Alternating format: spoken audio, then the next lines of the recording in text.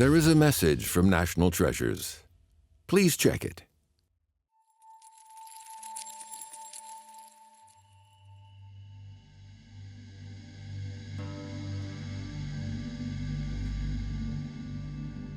These stone fragments, with worn characters, have suffered the vicissitudes of time with stoic grace. They are spread in multiple different museum collections across China, but they still speak to one common purpose. Xiping stone classics date from the 2nd century AD and the Eastern Han Dynasty. The steles are engraved on both sides and are the earliest official editions of China classic texts, recorded in this way. There were 46 steles in all, with 7 of the Confucian classics inscribed on them, with over 200,000 characters. The Egyptian pharaohs inscribed their decrees on stele, just like the Rosetta Stone. The ancient Babylonians inscribed their laws in stone in the Code of Hammurabi. Imperial China chose to set in stone the Confucian classics. Since the beginning of the Han Dynasty, ordinary people had been able to climb the social ladder through study. The Confucian classics had been the models for study. There was a substantial state-run education system and a large number of private schools. In the time before the invention of printing, the diffusion of classic works relied on transcription. Over time, mistakes were incorporated into texts through human error. In the reign of Emperor Ling of Han, academician Tai Yong led a group of scholars in petitioning the emperor in having an authoritative version of the classics engraved on stone steles to be erected at the Imperial Academy near the capital. The petition caused a sensation.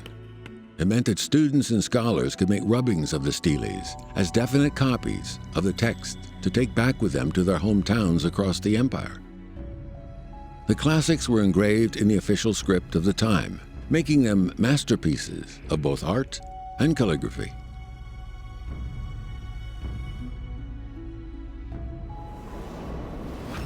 However, fortune is fickle, for masterpieces as for men.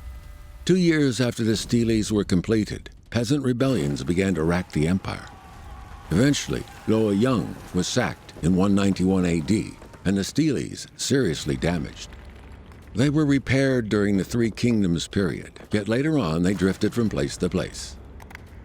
During the Southern and Northern dynasties, they were transferred from Luoyang to Eastern Wei capital, Yedo. However, en route, they fell into the Yellow River, and when they arrived in Yedo, half were missing.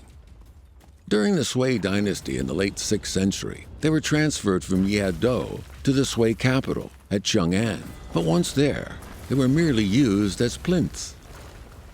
In the early Tang dynasty, when scholar-statesman Wei Zheng hoped to restore the stone classics, there were scarcely any left.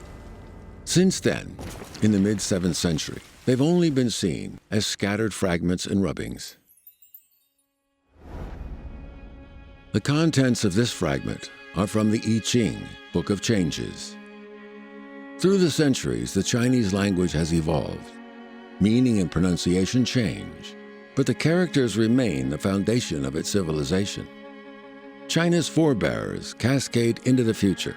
Future generations recognize the past. Xiping stone classics pioneered the idea of authorized, government-approved editions of classic texts. Since then, every dynasty has had its own official stele inscribed to announce the definitive editions of classic works. Words set in stone is more than just a figure of speech in Chinese culture. The steles have proved powerful tools for later generations of scholars and researchers. The stones are cold, yet the characters still carry profound meanings. Today, more than 8,000 characters from the Xiping stone classics have been recovered and reassembled. Character by character, a culture is reborn, and a window on the past flung wide open.